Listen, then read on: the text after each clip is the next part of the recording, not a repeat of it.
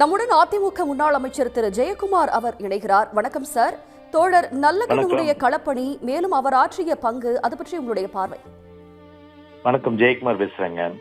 ஐயா தோழர் நல்லக்கண்ணு அவருடைய மறைவு என்பது தேசத்திற்கும் சரி, தமிழ்நாட்டுக்கும் சரி, ஒட்டுமொத்த தமிழ் சமூகத்திற்கும் சரி, பாட்டாளி மக்களுக்கும் சரி, உழைப்பாளி என்று சொல்லக்கூடிய அந்த உழைக்கும் வர்க்கம், அதே போன்று நெசவாளர்கள், மீனவர்கள், தொழிலாளர்கள், அத்தனை பேருக்கும், விவசாயிகள் உட்பட அத்தனை வர்க்கத்திற்குமே ஒரு பேரிழப்பாகத்தான் நிச்சயமாக நாங்கள் இதை கருத முடியும்.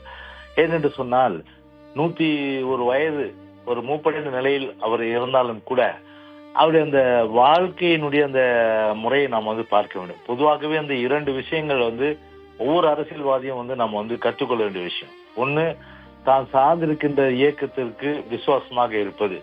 அவர் ஏறக்குறைய பார்த்தீங்கன்னா 1948களில் இருந்து தொடர்ந்து கம்யூனிஸ்ட் இயக்கத்திலே பயணித்தவர் என்றால் அது ஐயா தோழர் நல்லக்கண்ணு அவர்கள் நிச்சயமாக இந்த நேரத்தில் நான் குறிப்பிட்டாக வேண்டும்.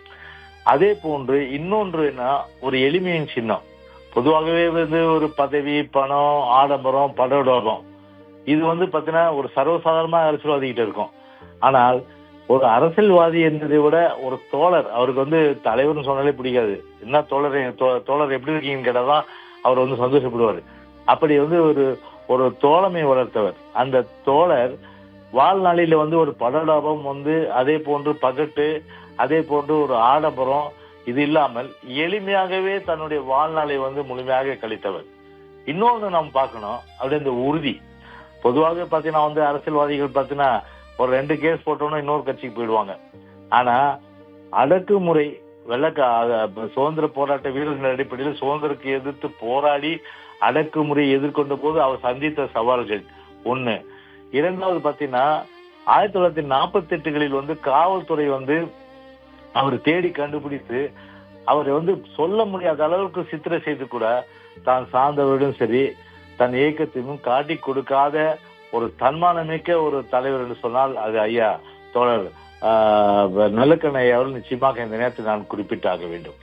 அது மட்டும் இல்லாமல் அவரிடத்துல பிடித்தது இன்னொரு விஷயம்னு சொன்னா எளிமை, அதே போன்று ஒரு பண்பாடு, ஒரு பண்பாளர், ஒரு நட்புக்கு இலக்கணம், அதிலிருந்து பேசாதவர். இதெல்லாம் ஒரு நேரடியாக நான் பார்த்த முறையில அம்மா காலத்துல கூட்டணி கட்சி பேச்சுவார்த்தை, அதுல நானும் இருந்தேன்.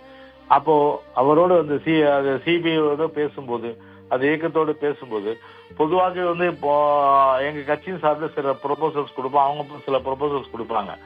அப்படி கொடுக்கும்போது பாத்தீங்கன்னா சில தொகுதி அவங்க கேட்கறது கொடுக்க